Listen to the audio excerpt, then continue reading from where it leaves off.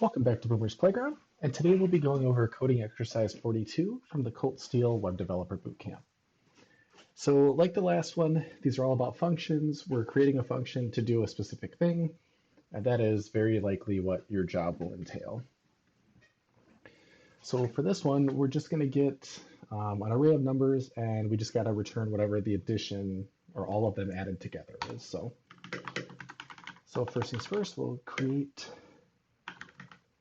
function called SumArray. We'll accept one argument, an array, and add all elements from array together, return total. So there's there's probably like three or four ways that you guys should know how to do this so far. So let's go over them. So first things first, let's just do our SumArray. All right, so we got our function. We're going to take an array, and again, remember this can be named anything. And also remember, it's a single array. There's going to be a lot of numbers in there, but it's one array, which is why we only have one thing as a parameter or an argument. So we're going to need to add all these together. So we're probably going to need to loop, right? So we'll have to loop over all numbers. And then we're going to have to add them to something. So I'm thinking, what can we add them to? Well, why don't we do this, and we can just do sum equals 0. We need to start with something, and so we'll do 0 because that's where you start counting. And now let's loop over these guys. So I think you guys have learned 3 ways to loop over this, so let's do it in all 3 ways. So first we'll just do a regular old for loop. So we'll do let I equals 0 while I is less than the length of the array, because remember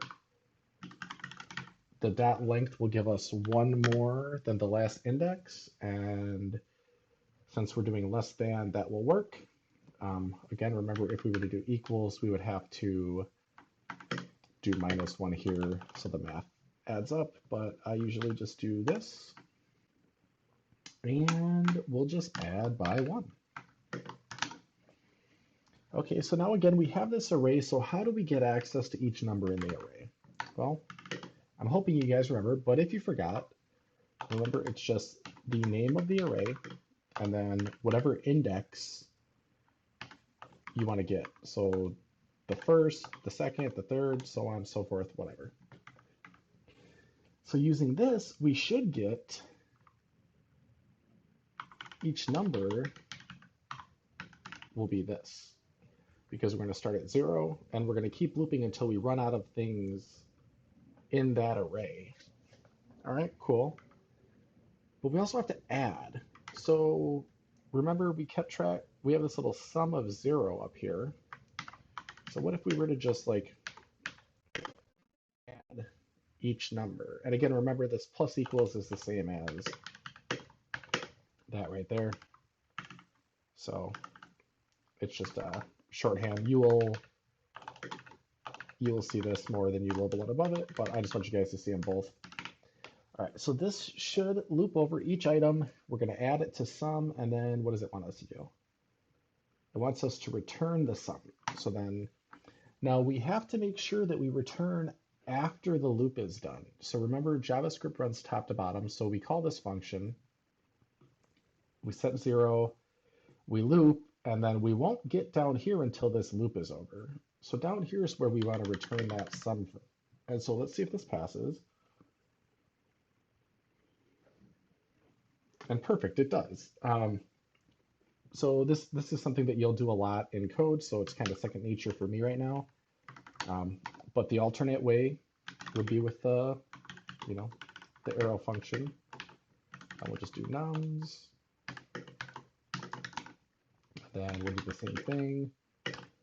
equals 0. And then I'm actually going to use a different way of looping. So let's do for each. Again, I didn't see it listed, but I have to imagine he taught you that. But nonetheless, so nums dot for each. And now what's nice about for each is kind of like for of, it's going to loop over every item in the array until it runs out of items. But we don't have to keep track. It keeps track for us. And since num is going to be each number in that array, sorry, this was from a previous one I did, but let's just do, we'll do nums, and we'll set it equal, and we'll do 1, 2, 3, 4, 5, and we'll do 6. And then what we can do is we'll do nums dot for each, and then this num is going to be each thing as it's iterating over this array.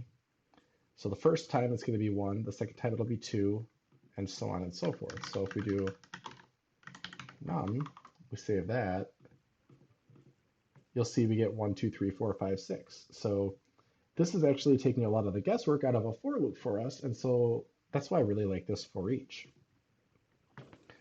So let's get back here. So we still want to add, and we still want to return. So not a lot has changed except for how we're iterating over the array.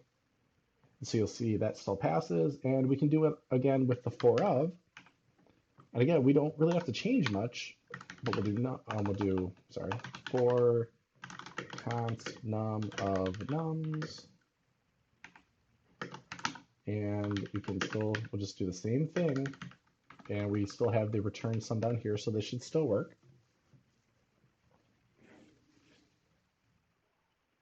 And perfect. So what you're kind of seeing here is we're starting to understand the basic principles of programming. And, we started with a for loop, and then I was like, okay, well, all we're doing is looping over an array and adding stuff.